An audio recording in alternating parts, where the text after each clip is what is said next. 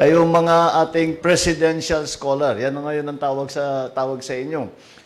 Dahil nga sa programa natin na nagbibigay tayo ng 200,000 sa bawat barangay. Ang request lang namin sa mga barangay officials ay yung 100,000 doon sa binigay naming 200,000, yung 100,000 ay maghahanap, kada barangay maghahanap ng 5 na scholar. At ang aming advice sa ating mga barangay officials ay hanapin ninyo yung mga malapit ng magtapos pero namimiligro yung pagtatapos nila dahil may kulang sa pambayad, kailangan magtrabaho, kung ano man.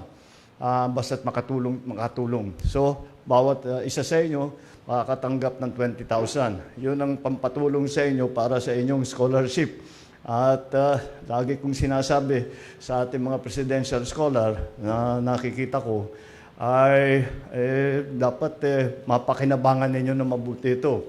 Yung 20,000 na yan at gamitin ninyo sa mabuti para matulungan ang pag-aaral ninyo, matulungan ng pag-edukasyon ninyo at sa ganung paraan ay makakatulong tayo ng napakarami dahil ang barangay sa Pilipinas, more than 42,000.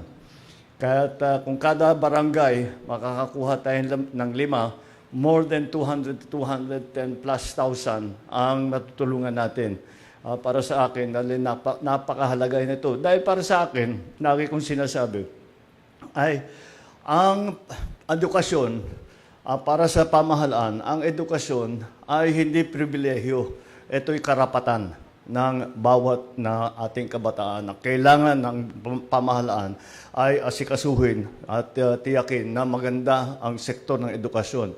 Naiwanan lang tayo ng kaunti dahil sa nakaraang ilang taon, hindi masyadong nabibigyan ng atensyon ang ating education sector. Pero ngayon, dahil sa aking paniniwala, na ito nga ay karapatan ng bawat sa ating kabataan na sinong gusto mag-aral, kailangan meron silang paaralan, meron silang paraan upang makapag-aral na mabuti at maganda ang magiging instruction sa kanila. Kaya't namin binuo itong programa na ito. Ang lagi kong sinasabi sa ating mga presidential scholar, sana mapakinabangan ninyo na mabuti ito at alam, sa karanasan ko, talagang naramdaman ko yan. Kung ako'y napakapalad at nakapag-aral ako sa magagandang eskwelahan. At sa buong buhay ko, mula nung nag-graduate ako, buong buhay ko, nagagamit ko talaga yung natutunan ko. Araw-araw, nakikita ko na nagagamit ko yan. Kaya ito'y biyaya na binibigay sa inyo para kayo ay magtapos at maging maganda yung training ninyo, marami kayong alam. At ito'y habang buhay. Hindi na itong kayamanan na ito. Ang isang edukasyon, ang kayamanan, ay kayamanan yan. Hindi na makukuha sa iyo yan, hindi na malulusaw yan, hindi maaagaw yan, hindi mananakaw yan. Habang buhay kayo, nandyan, nasa sa inyo yan. At magagamit ninyo para pagandahin ang inyong mga buhay, para pagandahin ang buhay ng mga pamilya ninyo at saka yung mga community ninyo. Kaya mag-aral kayo na mabuti, study hard, work hard, at makikita natin napakaganda ang magiging tulong ng magandang edukasyon para sa inyong lahat. Kaya yun lang, papaliwanag ko lang yung programa natin at sana, kagaya ng sabi ko, mabalikan ko kayo pag may hawak na kayong diploma. Sige, good luck sa inyo. At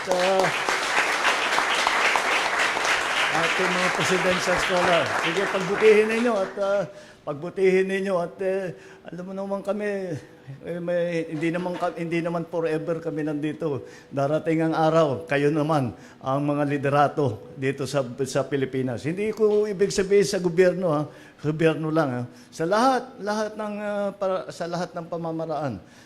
Kayo magpapatakbo ng negosyo, kayo magiging teacher, kayo magiging nasa pamahalaan, kayo na ang magpapatakbo ng Pilipinas. Kaya kapag magandang pag-aaral ninyo, maganda ang patakbo ng Pilipinas at matutulungan yung pagandahin ang buhay ng bawat kababayan natin at pagagandahin ang ating minamahal na Pilipinas.